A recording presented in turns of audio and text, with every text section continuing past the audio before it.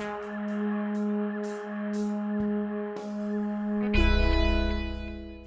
have this feeling that something is always lurking around me and I don't know what it is. I'm making this documentary not only to research the paranormal, but also for myself, to overcome and confirm my belief and faith in ghosts, and just to see if there really is something to be afraid of.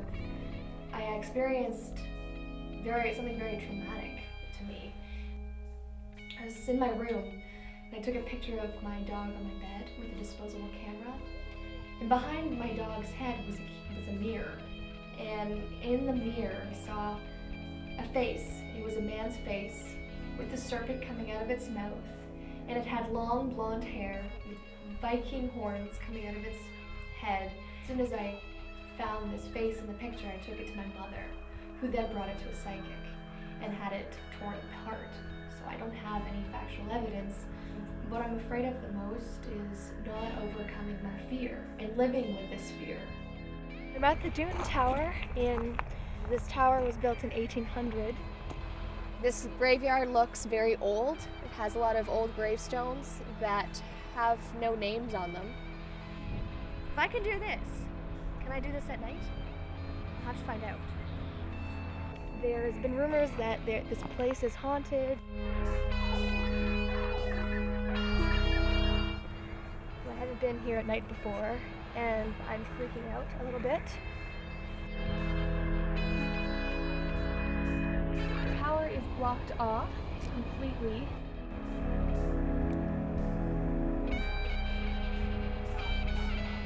I don't like the way this feels at all. I'm so afraid. Really terrified right now. And I don't want to be here anymore. What was that? What was that? You don't know what that was? Really? No. Oh my god. Then why don't we get the fuck out of here then? I don't want to be here anymore. I want to get out of here now.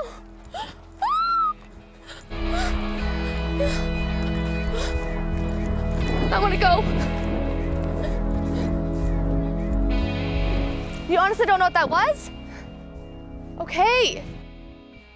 Tina Goodwin believes in ghosts because of unexplained experiences she's had in her home.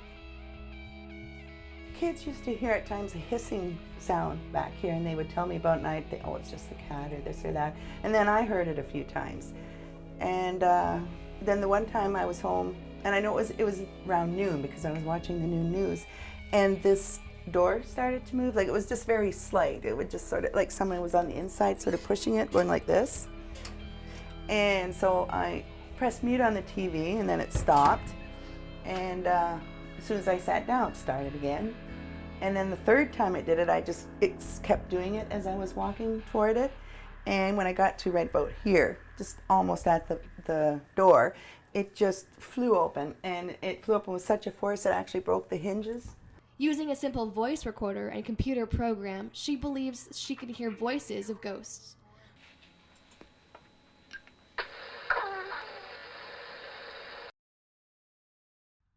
Although there are believers, Susan Dunlop, curator of the Wellington Museum, is not one of them.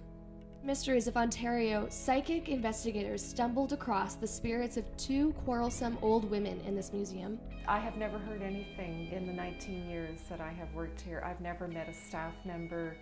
I've never met a member of the public who really spends any time here, ever experience anything at all. People have believed in ghosts for hundreds of years. Homer Watson believed in spiritualism. He felt that the dead lived on and mediums could communicate with them through seances. This photo reveals the images of spirits that surrounded him. Are these photos of ghosts or a turn-of-the-century hoax? Curator of the Homer Watson House has felt a strong presence of her own. There's so much activity here, it's hard for me to sort it all out. There's so much going on here. And we've had like monks come here and do a circle around the yard, around that property, the 3 acres in silence, and they did that for a little over a week because of this spiritual connection with the property. So it goes beyond just what we think of as the typical ghosts. I think it's highly spiritually charged. Built in 1913, this building is the last remaining Edwardian double-decker theater in the world and is home to ghostly activity. Theaters are full of ghost stories. The elevators you will see here, in particular on this floor, the closest one to you is known as the haunted elevator, as I have been informed.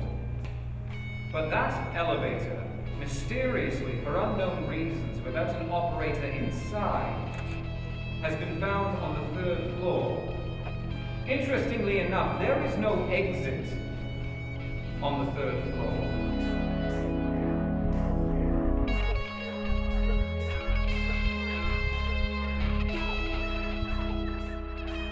I've learned a lot from this experience.